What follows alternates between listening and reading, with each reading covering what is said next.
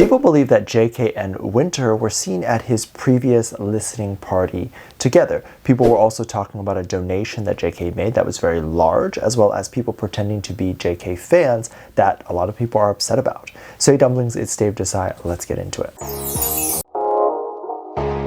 Now, I'm on the mindset of not gatekeeping things, and with a lot of Asian media or just Asian culture in general, that is a very controversial mindset because it promotes this idea that something is accessible to everybody. And when things are accessible to everybody, it's something that not everyone wants.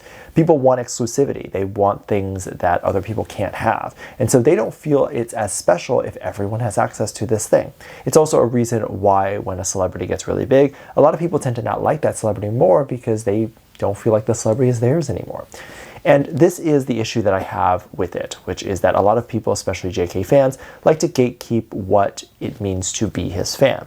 If you're his fan, you have to do this. If you're his fan, you have to act this way, and you can't miss a beat on what he's doing and all that stuff.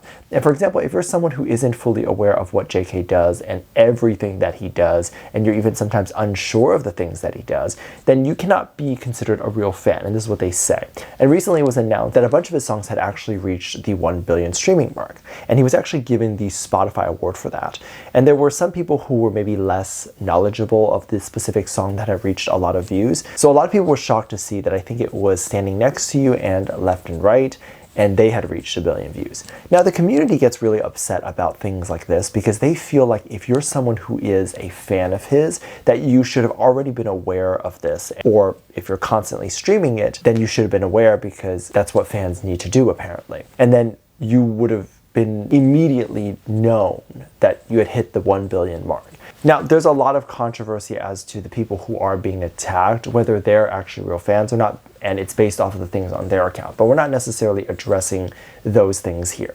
Now, the real question that I have is it actually possible to be a fan that is a little bit more casual and someone who might stream but is not streaming it for the sole purpose of trying to get JK anywhere, but just streaming it because they like the song. So for example, I am definitely someone who streams all of the BTS members' music, especially if I like it. If I don't necessarily like a song, yeah, I will definitely still stream it, but it will be less, just like any other person would. And yeah, I would stream that specific song that I really like more. But funny enough, when I'm streaming either on YouTube or whatever platform, I might try to stream it on other platforms to show support too, but I'm not looking at the streaming number. And quite frankly, it's not very hard to not look at that number because I'm only streaming when I'm going for a walk with headphones on, or when I'm in public transit, or anytime there's an opportunity to stream music. I'm not streaming it on my free time, mainly because I don't have free time. If I'm working or doing something, I can't really focus with music, so you won't find me streaming it then. So I'm only streaming it when I have the opportunity to, just like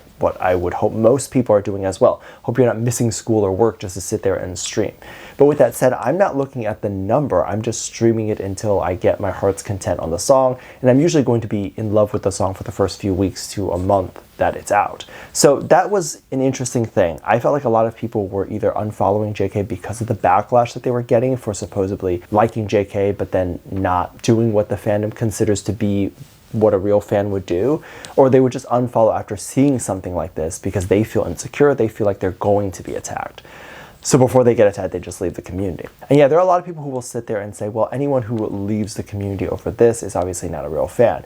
But that makes so little sense to me because how are you going to say that they're not a real fan when they've sat there and listened to the music, streamed it and supported it, maybe even bought the music? Now that they're scared for their life and they decide to leave because they have a family or just in general they value their life, they're suddenly not a real fan. It's okay to be a casual fan too, and it's okay to keep up with things very casually. I'm sure that's why some people here watch my videos, because they can get a gist of what's going on without needing to sit there for 5 or 6 hours reading different articles. And there are definitely a lot of things that make JK really lovable. So I think if you want to be a casual follower and still love him from those casual things that you see, I think that that's totally fine and okay too. And for example, an example of JK's cuteness, JK recently was published in an article for donating almost $1 million. This was for the wildfire efforts. If you're unaware, South Korea right now has a raging wildfire. I think it's still happening and it's still being contained. It's kind of crazy. He donated this amount of money to attempt to help with some of the recovery. Now, this is a lot of money, and this amount of money definitely will help a lot. When countries or specific areas are under tragedy like this, people look towards the richest people in the area for help. help. And it's really amazing that several of the BTS members now have contributed to the efforts. I will also say, and give flowers where flowers are due, some of these articles are also lumping together G-Dragon, as G-Dragon apparently donated some money as well. He donated around $228,000, which is also very impressive and very helpful. I'm actually a little bit surprised he donated that amount of money. I'm not surprised that he has that amount of money. I'm not surprised that he would have more money than that. But I would be a little bit surprised, since he hasn't really worked as much, that he was open to giving this much away. And I want to specify this a little bit. I think people are kind of upset when donations are made without it just being for the sole reason of kindness. I'm 110% okay with someone donating a lot of money to a relief effort or to help a cause, and they get a significant tax break in return. Like, could a tax break incentivize a celebrity or a rich person to look towards investing or donating to an organization? 100%. But guess what taxes do? Taxes are supposed to go towards helping the community and helping the town that it serves. The difference is we don't actually know what our tax dollars are paying for most of the time.